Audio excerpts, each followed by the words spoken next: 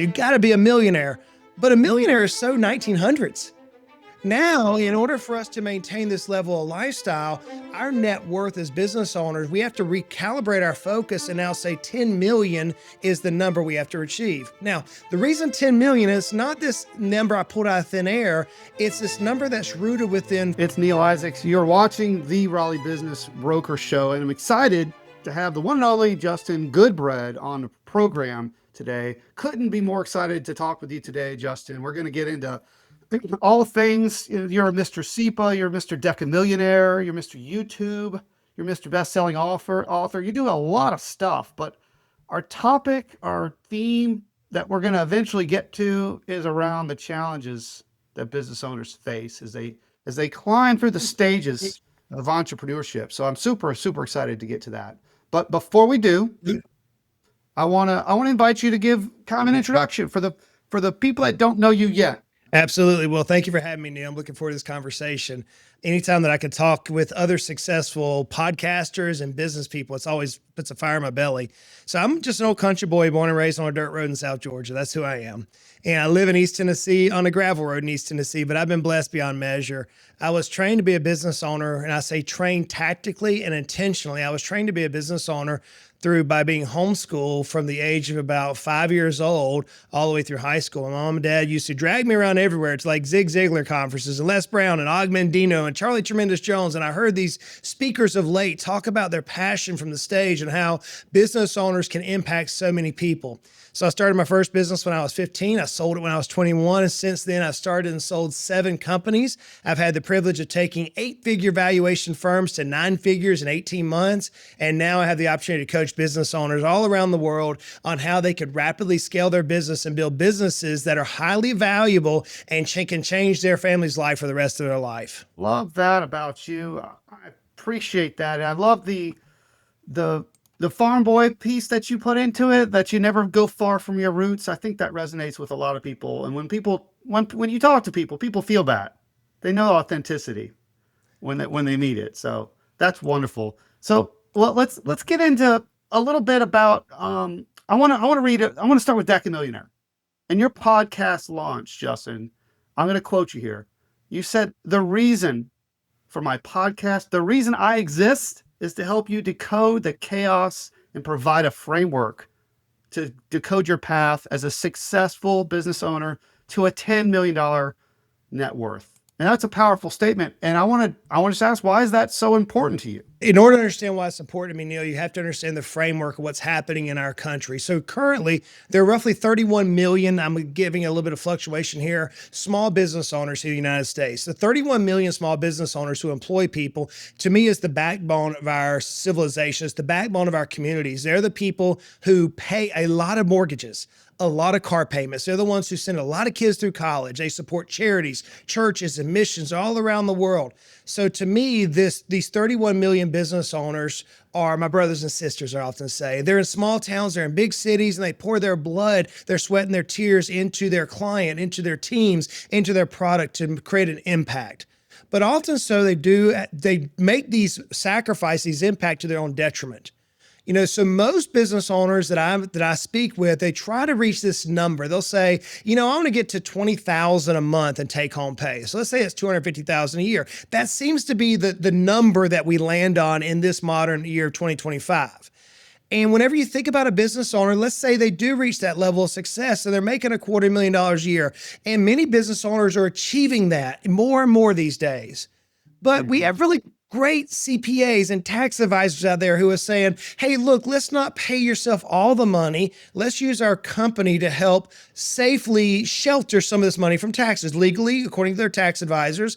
And all of a sudden we end up doing things like we pay for our cell phones, we pay for our health insurance, we pay for our children, maybe our spouse or significant other. We take vacations as we're getting trained for CE. And before you know it, Neal, we now are taking home $250,000, but we have another 50, 100, 150, I've seen as much as $500,000 in benefits that are within this company that we've now raised our level of lifestyle to a level that $250,000 won't maintain for us in perpetuity. So back when I was a kid going to those conferences, I can remember, man, like it was yesterday, you got to reach to be a millionaire. You got to be a millionaire. But a millionaire is so 1900s. Now, in order for us to maintain this level of lifestyle, our net worth as business owners, we have to recalibrate our focus and now say 10 million is the number we have to achieve. Now, the reason 10 million is not this number I pulled out of thin air, it's this number that's rooted within foundational research. For example, if we went to a financial advisor and we said, hey, I've got $10 million, depending on the age, they may say, you know what, there's this rule called the rule of four. Or maybe someone will say, you know what, we can take 5% of that out per year for the rest of your life, and you'll have enough money to live on regardless of what the markets have happen. So now after coaching thousands of business owners, that's no exaggeration, helping thousands of business owners rapidly grow their company, what I'm seeing is that we are conservative in nature outside of our business. So for us to reach this $10 million net worth that I say in my description, it's no longer a desire. It is now a mandate. It's now a requirement. If we're simply going to maintain the same level of lifestyle that we're used to living on now as business owners, we're not going to be able to continue that off a measly $3 or $4 million. And I know I say measly tactically there, but I'm doing so to raise the level of our awareness for us business owners to say, hey, deca-millionaire is no longer an option. If you want to maintain your level of lifestyle, you're going to have to reach 10 million. So therefore, that's why I make that bold claim on my podcast, The Deca-Millionaire Decoded. Yeah, I love that. And $1 million ain't what it used to be. And, you know, I used to be a big Eminem fan. He wrote a song called "If I Had $1 Million," and you know, I think if Eminem had $1 million now, it'd be nothing for him. But the point is, as life goes on, as things just continue to evolve, you got to make more. You got to keep up with it. And I love that you're always pushing the envelope a little bit. And a lot of people say $10 million is a lot of money, but I think you're right. I think that's kind of the minimum viable standard these days to really to have the lifestyle that you want to live. Well, and it's not that much money if your number one asset, and for most business owners, the number one asset is their business. And their business comprises typically of 80% of their net worth. So we backwards engineer this, and somebody's actually making $250,000 take home pay, and they got another 150,000 cooked into the company. That's 400 grand. That business presently could be worth a couple of $1 million as it is right now with no improvements. So to reach 10 million is not that far stretched. You can take this business and recalibrate it and move it to that $10 million valuation within as little as 3 years if you really wanted to. Yeah. And that piece about owners living out of their business and not realizing the tax efficiency of that, and when they compare their goals of retirement to taking that money after it's subject to tax, that's a real wake-up call. So I'm glad you're kind of shining a light on that, because people have no idea that scope creep of living out of the business. As intermediaries, we look at P&Ls and we see all of that stuff. It all comes out. Absolutely. Right. Well, our topic today is around the challenges. You've made a pivot yourself. I've been following your channel to work with owners that are at a different stage, right? You help the ones that were up climbing. Now you're working with the ones that are at the 10 million and up. And my perspective I want to kind of get from you is the changes, right? That you see as people climb this ladder, they face different changes. So I know you're interviewing a lot of successful people. Share with me some of the common roadblocks that you see that entrepreneurs face along the journey. Absolutely. So my passion is helping our business owner brothers and sisters out there hyper succeed. Whenever I say hyper succeed, it's becoming intentional about what you desire. So by simply saying that I'd love for you to put your mindset and your vision or your target to $10 million is simply stretching your way of thinking. Now, whenever we think about your question in terms of the challenges, it depends on where you're at within this paradigm or within this journey that I'm outlaying. If you're just now hearing this idea of, oh my goodness, a $10 million net worth, then the challenge you're going to have is your belief, your core belief on, do you truly believe it is possible? I love this saying by Henry Ford. My kids get tired of me saying this, Neal. They hear it on a regular basis. I say it almost every day, and I say it tactically, and it's this way. If you think you can or think you can't, you're right. And so if you're just now hearing or being challenged and saying, oh, $10 million, that's way out there. I was thinking $1 million, and let me challenge you to recalibrate and think that is possible. So your Mhm. challenge you're going to have in this infancy is the belief that you have to achieve your wildest dreams. Now, for Mhm. those of you who've already gathered that belief, and now you're on this trajectory to try to eclipse this $10 million net worth or this $10 million threshold, you are now running the race. You're in the trenches, man. You're facing the resistance. I'm Mhm. going to submit to you that the challenge, your number one challenge, is that your wildest dreams is on the opposite side of the headwinds of resistance that you have to go through. You're going to Mhm. have to force your way through this headwind. I use the word headwind because I grew up on the South. I love going offshore fishing today. We do it on a regular basis. And whenever I took the boat and I want to go out and catch a marlin or a mahi or whatever it is, and we face it due east off the Atlantic side of the ocean here, I'm going to face a headwind the entire time. And sometimes those winds can blow me off course of my desired outcome. The same is true in business. We have to force our way through that headwind, that determination that you had when you broke through that first level of resistance or that first level. Now you have to have that same determination to push through the next level. Now, if you've already achieved the 10 million, now it's going to be, what is your purpose in life? And that is a very hard thing, Neal, to work through in the sense of, Yeah. why am I really here? I'm no longer working for money.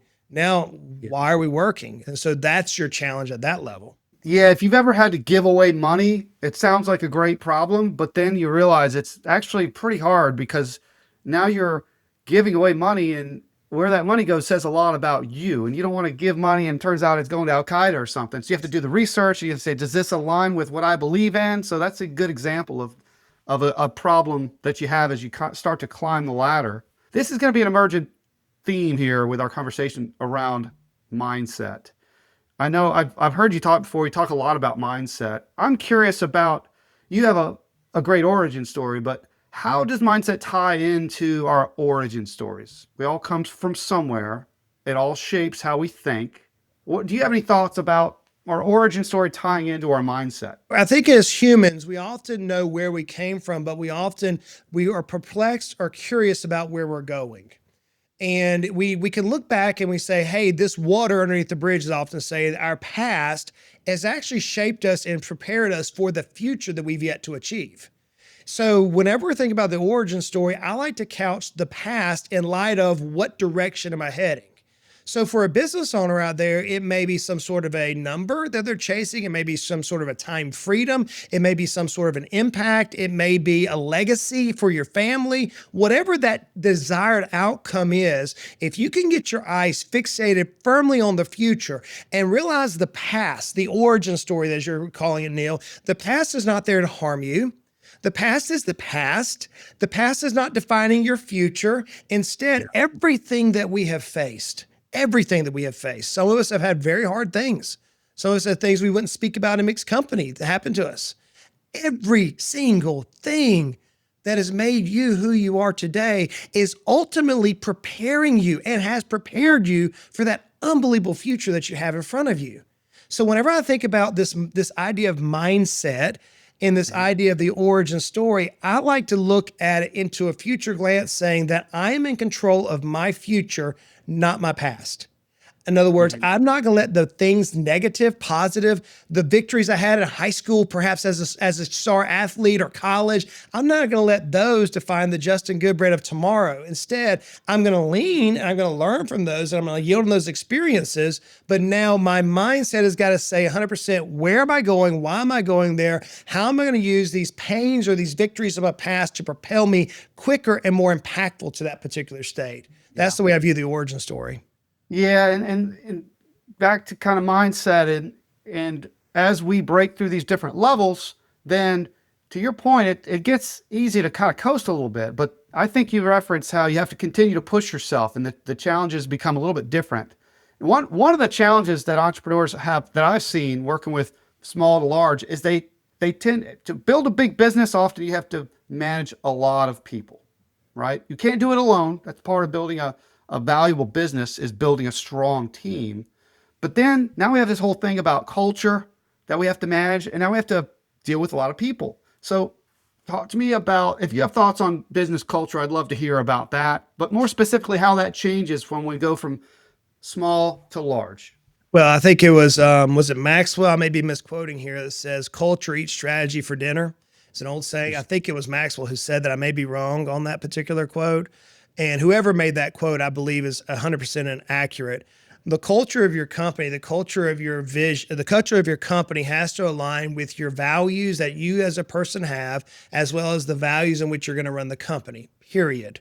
Whenever we're Mhm. coaching clients and they're like, hey, my team just doesn't get it. I'm having to do all this work. They don't care, or they're not plugged in, or this and that. And it's the belly aching that all of us have done at some point. If you're a business Sure. owner, been in business more than a day with one team member, you're going to belly ache. Why? Because that's the culture, but it's disconnected from our values as who we are as humans. Whenever Mhm. I hear the cultural problems, I'll go a couple different ways with this question, because it's one of my Yeah. passionate things about, is you first have to understand who you are. Who are you as the business owner? What are your values? What are your non-negotiables? What are the things that are going to keep you up at night? What are the things that you're going to do that no one else is going to understand, but you know within your heart it's the right thing for you? That is a value. And if you understand what those are, now as you build this team, as you're Mhm. starting to hand off duties within the company, you now have the team aligned to your values. I have 16 values that my entire team knows. I'll give you an example. One of my core values, Neal, is turn the turtle. Turn the turtle. Now that Turn sounds the turtle. crazy. That sounds Yeah. crazy, right? I mean, no one's ever heard turn the turtle, but here's the value. My team can quote this and they know what it Okay. means in a heartbeat, Neal. So I was walking through the woods one day when I was 16 years old. My dad's walking beside me. My dad's no longer with me. So it's a really sweet story for me. Yeah. Yeah. Walking down the fence line, and there's a little box turtle upside down on his back. And he's Uh-huh. struggling to turn himself over, Neal. Nothing Yeah. monumental.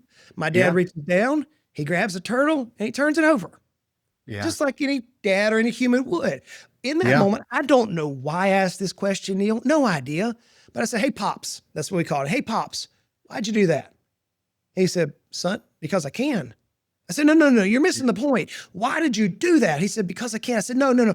Let me ask you differently. What made you reach down, pause, and turn the turtle over? He said, no, you're missing the point.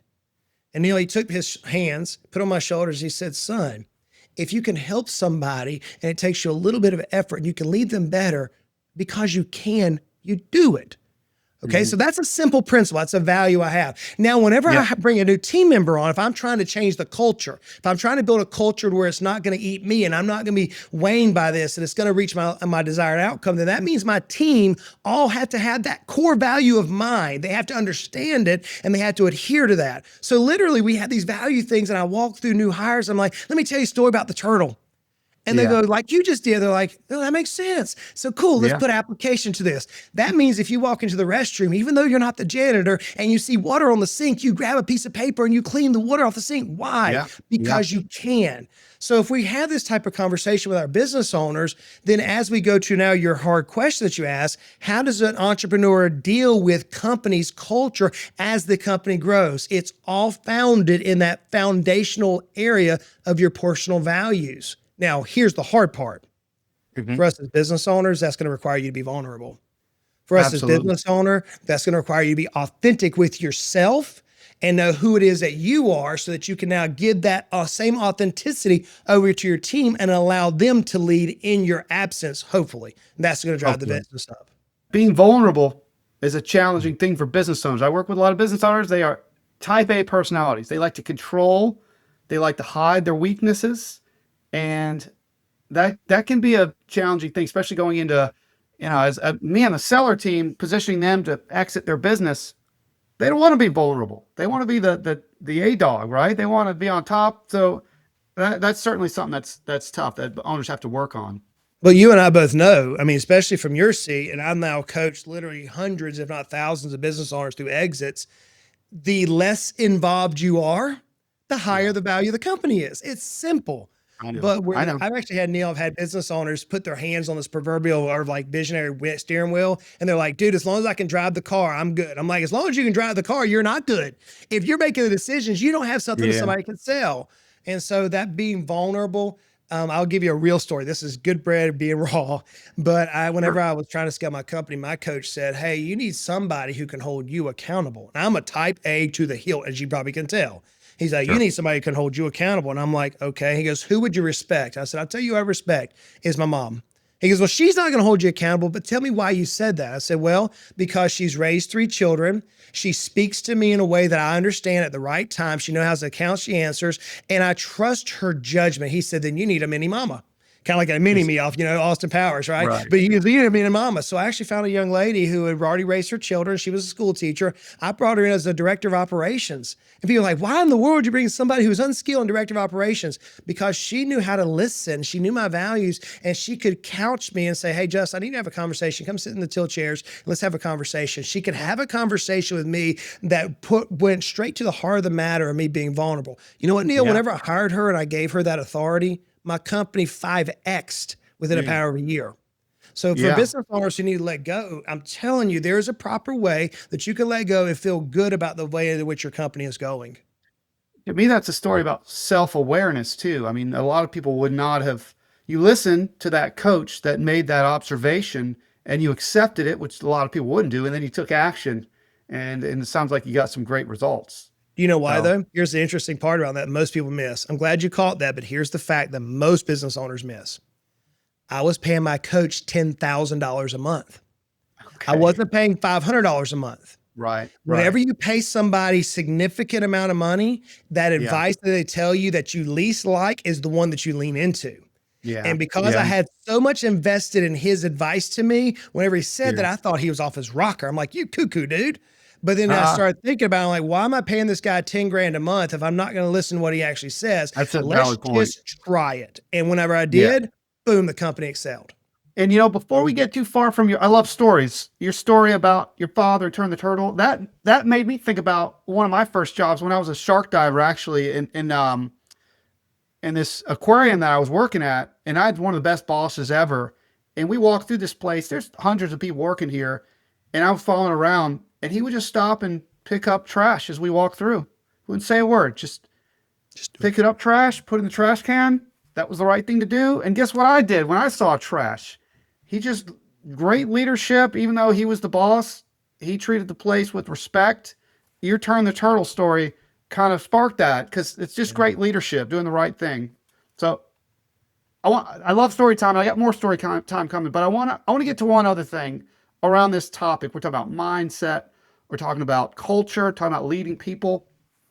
We're talking about business owners going through this journey, climbing the ladder here. I want to talk about risk tolerance. You've already addressed this a little bit, about how we tend to get a little bit passive once we have enough to feed our family, to push through to the next level. I meet with owners all the time that they took big risk to get to this phase, and now they're coasting a little bit because they're getting a little bit older. Yep. So, maybe you're going to come back to mindset on this one, but what do you see yourself in entrepreneurs you interview in their early versus their later careers when it comes to risk tolerance and how to manage that as you want to play it safer? Yeah, I think it depends on the age more than anything. Neal, I think you're right on the money there. In our early days, the way I've often been trained, I've heard this spoken about, I'm sure you have as well, is what do you have to lose? You can lose everything before the age of 60 and be just fine. That sounds kind of contrary to today's society, but so many people started their businesses and built their empire in their 60s or late 50s to their mortality. So you really could burn it all down to about age 60, but then something happens. And I think maybe as we get weary, like I've been a business owner myself now for over 30 years. And it's like, man, do I really want to charge up that hill again? Do I want to sell this company only to go sit on the beach and drink Mai Tais? Well, no, that's not the way we're wired as business owners. So it depends on the age, but it also depends on the impact or the legacy or the heritage or whatever your term is, right? So for what I hear from business owners consistently is, what else am I going to do? It's no longer about trying to make money, even because money becomes, and I say this, Neal, and I hope you understand my heart in this, making money is so stinking easy. It is easy to make $1 million. It is so simple once you understand the framework. So for the business owners that achieve success, it's no longer the game of making money. Now they may recalibrate depending on where their moral compass is. And they may say, you know what? I made 10 million. Let's shoot for 50 just because it's a game and it's fun to do. So that's the way some people cope with it. Others will say, you know what? It's not about making money for myself. How can I give away as much money as possible to the charities that my heart's and desired? So we see people go in that direction. That's the way they re-engage their mind. I don't typically see, And maybe there's an audience member. If you are out there and you know the story, please share it with me personally. Connect with me on social media. Say, hey, Goodbread, I heard you talking with Neal about this. Here's somebody you need to talk with. I don't often see a business owner who is charged hell with a water pistol and makes their cash, whatever ends up being, that they often just go sit on the beach. I just Yeah. don't see that happen. I see them saying, okay, I've got 10 years of my life left. How can I pour into my grandkids or these children that within the community? How can I leave a mark, a legacy? Or I hear them say, I got 40 years. That's where I'm at, man. I got 40 something years left. I'm in my early 40s with 30 years of business behind me. I'm not working for money now. I'm working to try to leave a monumental impact on people's lives. Why? Because I can. What else am I going to do? Right. So I think that's this desire that we have, that we don't want to feel washed up, but we're so used to pursuing the very best that we have within ourselves and proving ourselves to be the top athletes of whom we think we are to ourselves, that whenever we make this shift mentally, we want to continue to prove to ourselves, hey, I'm not irrelevant. I can still create impact for others and help them. The journey or the challenge becomes competing yourself if you have this mindset, I think. And you know, Bill Gates and the Berkshire Hathaway folks, they are often giving away their money because they're beyond that point where they can make a difference with money. So they're looking to use their money for other purposes. And this idea of getting older, it's amazing how people come to me and they say, well, I'm 67. Government tells me I should retire, so that's why I'm calling you, Neal. It's like, really? You're going to let the government tell you when you retire? That's an interesting thing. You mentioned children. I find that children are a major driver, or grandchildren. That's when life events in people's lives for people they love tend to trigger events, and that balances out with their risk as well. I find all that super fascinating, why people make decisions, when people are ready to do stuff, when they're ready to take risk, or they dial back. Some people get burnt, Right. and they become less risk tolerance. But even if they dial work out. back, so even if they dial back, Neal, what I often see though is they maybe don't charge the hill with the same vim and vigor as before, but they still are working.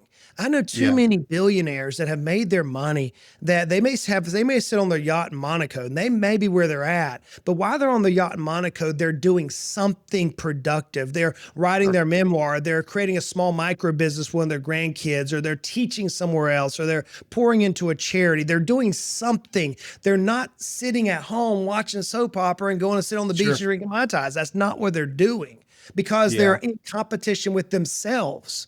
And so it's this crazy mindset that I love about my brothers and sisters as business owners, is because oftentimes what we do, and the world looks at it, who aren't business owners, say, you psycho, man, you crazy. Why in the world would you do that? But we know that we are designed uniquely, and we want to live to our very best potential.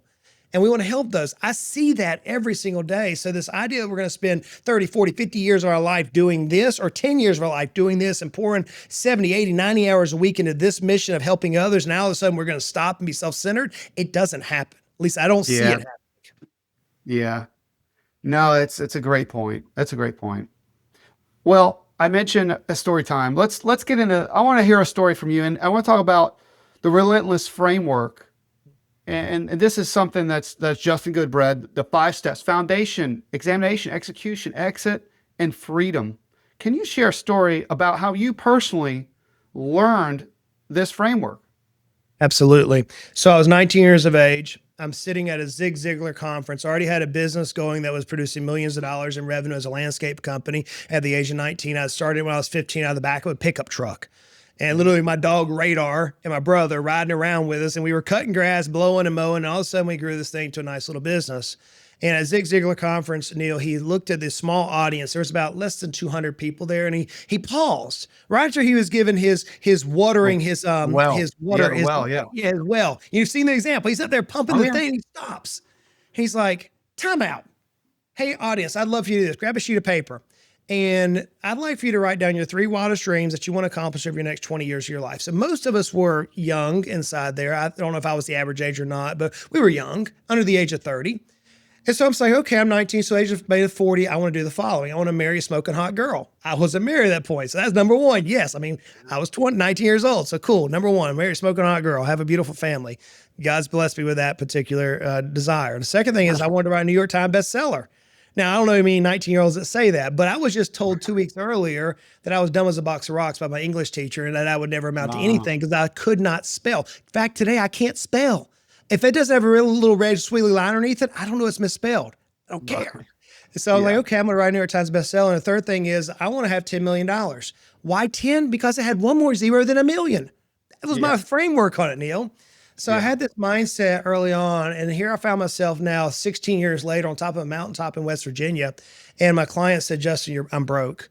And my mind went back immediately to the promise of my 19-year-old self. Now, I had my wife and family. God had blessed me there.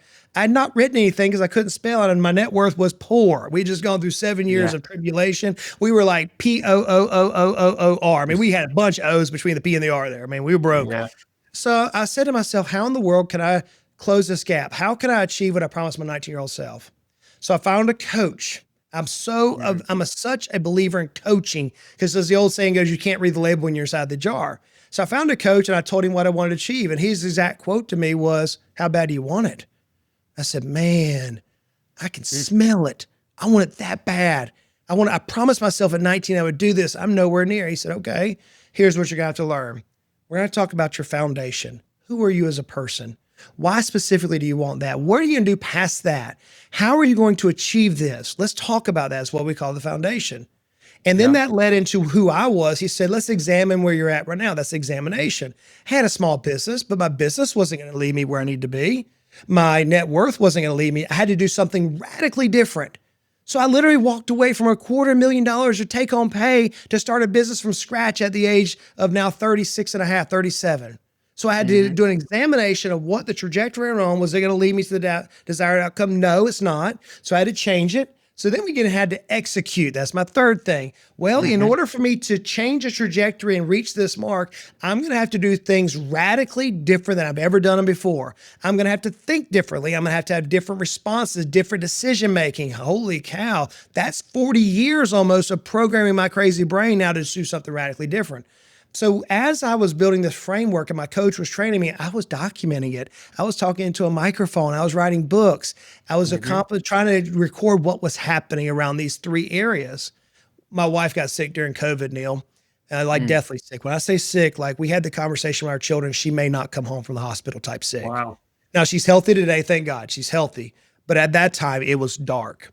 And I remember sitting in the hospital room and she looked at me and she said, Justin, what's another $1 million going to do for us? And it wasn't a beating the chest, man. That's not what it was. It was an authentic of, hey, look at where we're at in life. What do you truly want? Whenever I came and told my coach that, who now had been with me for 3 years and he had been coaching me and I've been listening to his instruction, remind you, paying 10 grand a month for his coaching, okay? On a startup business but no income. That's unheard of. So I'm paying this guy. I'm sitting here and he says, Justin, that's a powerful question. What'd you say? I said, it's not going to change much. He said, okay, cool. Let me ask you this question, Goodbread. If you had unlimited time and unlimited resources, what would you do tomorrow that you're not doing today? I said, well, we don't have unlimited time. That's not infinite, it's finite. And we don't have unlimited resources. No one has that because resources can be a number of things. He said, it's a stupid question, Goodbread. So I said, you know what I'd do? I'd be on a microphone talking to my brothers and sisters out there in the business world saying, you can achieve your wildest dreams. Your wildest dreams can come true if you truly want them. He said, then why aren't you doing it? I said, because I haven't reached my goal yet. I didn't reach a New York Times bestseller. He goes, not yet, but you have a #1 Wall Street Journal bestseller, number 56 USA Today, an international bestseller. It sold over 1 million copies internationally. We'll get the New York Times. I said, okay, but I haven't reached deca-millionaire status. He said, dude, you passed that 2 years ago. I'm like, no, I haven't. He said, let's run the appraisal. And we had passed it 2 years ago. Why? So now my framework, I'd already gone through foundation. I'd gone through examination. I was relentlessly executing. And now we had an exit. And the exit gave us the cash. So now I'm in this framework of freedom. Now I'm able to not, at my phase of life, and this is where I want our brothers and sisters, business owners, to think this is possible. Again, if a 46-year-old now could do this, born and raised on a dirt road, who can't spell worth a flip, and lives on a gravel road in East Tennessee, you can accomplish your wildest dreams if you have the proper framework. And that freedom piece, that last phase, man, it's monumental. You now get to get up and serve people. and say, Hmm. hey, let me show you the dumb mistakes I made. You don't have to make these dumb mistakes. Let me show you how your wildest dreams can come true. You could accomplish this. Let me serve in the capacity of other business owners or communities or charities or churches, whatever I can serve in. So that's the framework. And that's why I created the framework and why I'm so passionate about helping our brothers and sisters out there achieve their wildest dreams. Well, great story, Justin. I appreciate you sharing that with us. And you've mentioned coaching several times in this conversation. Coaching is important to you, right? Unbelievable. And it sounds like very early coaching was something that you invested in even before you had the money for it. Yes, absolutely. In fact, I remember my coach, I sat down with him. He said, I'm going to charge you $10,000 a month. I'm like, you lost your mind, dude. I'm not making, I told you I just walked away from my job. He said, you Yeah. need to pay me. I said, why do I need to pay you? He said, you need to pay me because just that's the only way you're going to listen. It's going to be 10,000 a month. I'm like, well, where do I get it from? He goes, figure it out. How bad do you want it? Within Yeah. 90 days, I had 4 clients pay me $2,500 a piece to pay him his coaching fee. It took me 90 Yeah. days. And the rest of the time I'm playing on the house's money. Yeah. Coaching Yeah. works, guys. I believe. Yeah. Yeah. And I want to share a quick story with you. I think you'll appreciate this. Years ago, I read Tony Robbins in Unlimited Power, one of the first coaches out there, right? Yep. And, Tony's like, document your journey, right where you want to be. And I remember, I forgot, it was probably 08, 09, I read this. And I wrote, I'm going to have a wife. I'm going to have a kid. The kid's going to be this old. I'm going to drive a Tesla. I'm going to work from home. I'm going to be doing deals all day. I wasn't a business broker at the time. This was all just like how I thought life could be. And Yep. then I put this away and I forgot about it. And I found it in probably 2016, 2017, something like that. And I was like, oh yeah. And I started reading it. I'm like, oh, that came true. Oh, that came true. But I should have dreamed bigger. That was the takeaway from that. When I was writing it down, it was all very aspirational. But when I found it, not knowing I would find it from the past, but I was like, well, that was easy. Why didn't I dream bigger? So I'm a fan of coaching too, is my point of that story. And I'm glad there's folks like you out there that can help folks, which brings me to my next question. How can people out there find you? What kind of upcoming events? I know you do a lot with SEPA. We didn't get into SEPA, but I met you first through the SEPA. You're a faculty member with the EPI community. Talk to us about anything you'd like to share on this platform. How can people connect with you? Sure. So SEPA stands for Certified Exit Planning Advisor. And it's basically business advisors all around the country and around the world, for that matter now, that have various disciplines. For example, business brokers or coaches or tax advisors or financial advisors, or the list goes on and on. So basically a SEPA is a framework to where business people who earn this credential know how to collaborate with others and help a business owner build a business that's sellable. That's what a SEPA is. At this particular phase of the game, where I'm at is to try to impact as many business owners as possible. That's the word I use, is impact.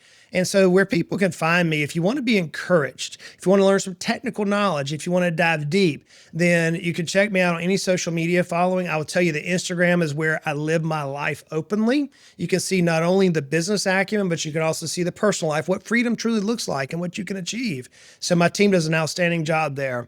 On YouTube, we actually teach this technical. We actually interview through the Deca-Millionaire Decoded podcast. We interview deca-millionaires, people who've already achieved that status, those who are coaching to others to achieve that status, or those business owners, our brothers and sisters who are rapidly approaching it. And so we're gaining their knowledge because, as Eleanor Roosevelt said, we can't live long enough to make all the mistakes ourselves. We need to learn from the mistakes of others. And so the framework around the Deca-Millionaire Decoded podcast that you can find on Stitcher, Spotify, iTunes, you pick any platform out there, is we interview deca-millionaires, and then I give a real life example on a weekly basis, typically short and sweet to the point, around things that I've learned in this journey.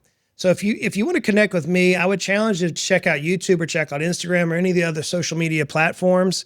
My website, justingoodbread.com, is an amazing body of work. That's where I actually personally write every blog on that website. I personally do that to this day. I find great pleasure in writing that, but it's specifically around teaching business owners how to break through their resistance they're facing using a core design of belief to achieve their wildest dreams. So if you're a business owner, you want to achieve your wildest dreams, you want to think bigger than Neal and I did, then I would challenge you to connect with us. If you just want to be average, that's not who we speak to. If you want to be mediocre, that's not who we speak to. We're speaking to our rock star business owners out there who are rapidly trying to scale and make monumental impact. Love that about you. Yeah, there's only one Justin Goodbread out there, so you're pretty easy to find. Appreciate the content that you're putting out there. Appreciate you being on the Raleigh Business Broker Show.